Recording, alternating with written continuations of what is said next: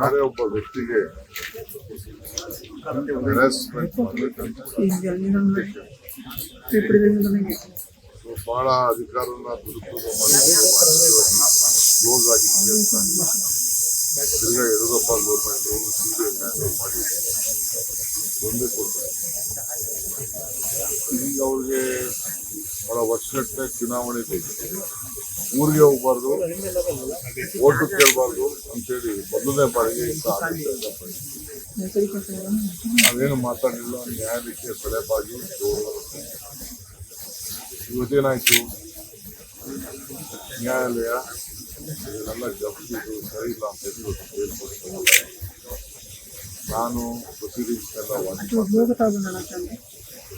ಬೇಕಾದಷ್ಟು ದಾಖಲೆಗಳು ಸಾಕ್ಷಿಗಳು ಎಲ್ಲ ಕೂಡ ಕ್ಲೋಸ್ ಆಗಿದ್ದ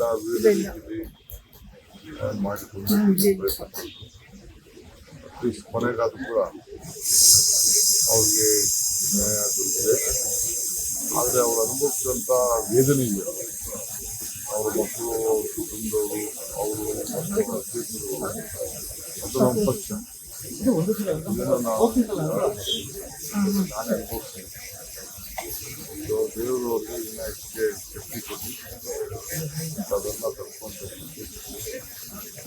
ನ್ಯಾಯಾಲಯ ಏನು ಒಂದು ಗೌರವವನ್ನು ಕೊಟ್ಟಿದೆ, ನ್ಯಾಯವನ್ನು ಕೊಟ್ಟಿದೆ. ಅವರಿಗೆ ಗೌರವದಿಂದ ಅವರಿಗೆ ಏನು ಅಭಿನಂದನೆ ಕೂಡ ಧನ್ಯವಾದಗಳು.